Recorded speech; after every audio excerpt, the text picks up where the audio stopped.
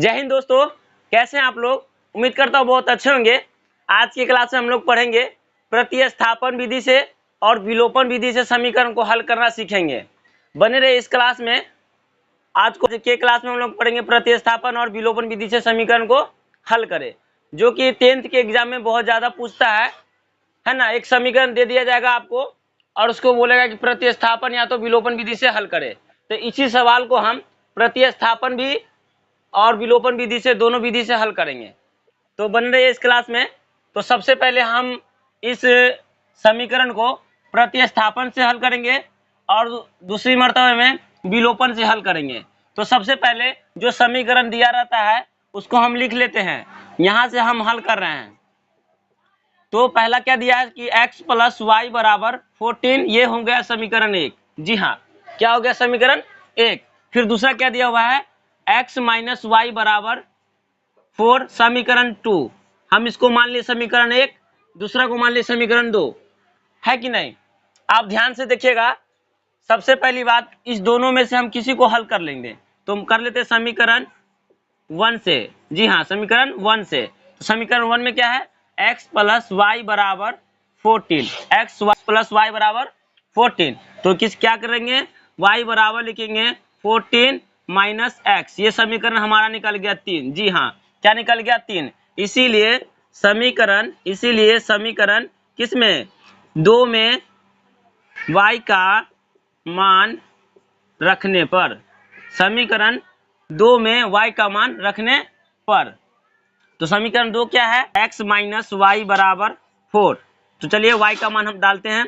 तो x की जगह पे x ही देंगे, माइनस y की जगह पे क्या देंगे, 14 माइनस x बराबर 4। आप देखिएगा यहाँ माइनस है तो माइनस से क्या गुना कर देंगे। तो प्लस माइनस क्या होता है, माइनस। तो हो जाएगा हमारा 14, ये हो जाएगा माइनस माइनस प्लस x बराबर 4। अब इसको इससे क्या कर देंगे, ये दोनों एक ही जाति के, तो 2x है ना, माइनस 14 बराबर 4। तो 2x बराबर क्या हो गया 4। इसको साइड में देता प्लस में 14। अब देखिए नीचे जगह नहीं है, ऊपर हल करते हैं।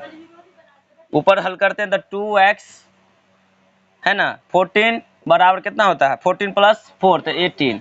यानी कहने का मतलब 2 9 जा 18, x बराबर हो गया 9। x का मान हमको निकला 9।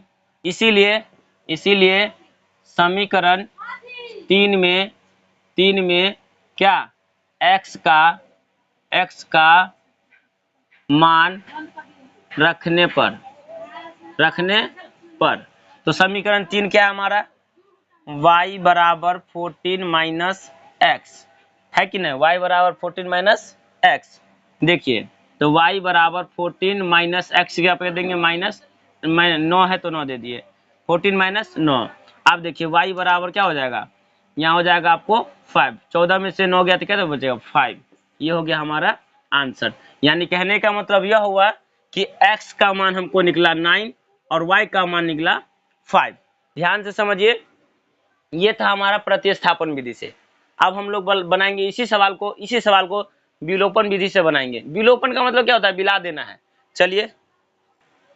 चलिए अब इसी सवाल को हम लोग है ना विलोपन विधि से हल करते हैं। कैसे करेंगे, जो समीकरण 2 को दे रहा है उसको हम लिख लेते हैं हल में, x प्लस वाई बराबर 14 समीकरण 1, फिर x माइनस वाई बराबर 4 समीकरण 2। जब बोले थे ना आप, आपको विलोपन का मतलब मिला दीजिए, समीकरण 1 को 2 से क्या कर दीजिए, मिला दीजिए। तो करना है, इसीलिए समीकरण 1 माइनस 2 से, समीकरण 1 माइनस 2 से। तो x प्लस वाई बराबर 14, x माइनस वाई बराबर 4। ये जो प्लस है तो माइनस, माइनस है तो प्लस, प्लस है तो माइनस, ये कट गया। यहाँ प्लस प्लस प्लस प्लस होता है तो 1 1 2, यानी 2y बराबर, यहाँ घटेगा तो 14 में से 4 गया तो 10, 2 5 जा 10, यानी y का मान क्या निकला 5, y का मान 5। आप देखिए, इसीलिए समीकरण है ना 2 में y का मान रखने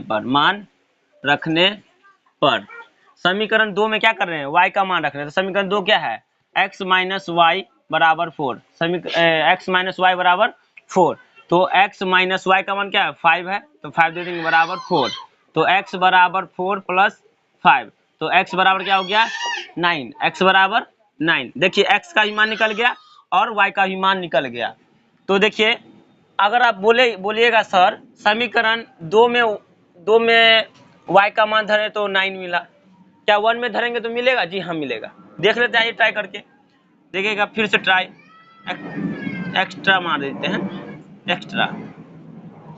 तो समीकरण 1 में धर के देखते हैं मिलता है कि नहीं मिलता है। हम आपको प्रूफ करने के लिए ऐसा समझा रहे हैं कि समीकरण 1 में धरे या तो 2 में धरे तो उसका मान, तो समीकरण 1 में मान धरते लिख दीजिएगा, समीकरण 1 में y का मान रखने पर, समीकरण 1 में धरिए 2 में धरिए, आपको उसका आंसर मिलना ही मिलना है कि नहीं। डरने की बात नहीं सर, आप 2 में धर दिए हम 1 में धरेंगे तो उसका आंसर मिलेगा कि, रट के नहीं पढ़िए, समझ के पढ़िए।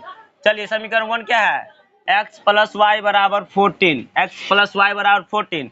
तो x प्लस है ना, y का मान क्या है 5 है, 5 बराबर 14। तो x बराबर 14, ये वाला प्लस में था उस साइड गया तो माइनस में 5, तो x बराबर क्या हो गया 14 में से 5 गया तो 9। ये हो गया हमारा आंसर। देखिए यहाँ पर भी x का मान निकला हुआ था 9, यहाँ पर भी x का मान निकल गया 9। कहने का मतलब दोनों सेम है। और याद कीजिए हम प्रतिस्थापन विधि से जब हल किए थे तो उसमें भी y का मान आया था 5 और x का मान आया था 9। ठीक है, तो दोनों समीकरण, दोनों का आंसर सेम आया, भले विधि अलग अलग है लेकिन आंसर दोनों का सेम ही आएगा। आशा करता हूँ आपको समझ में आया होगा। धन्यवाद।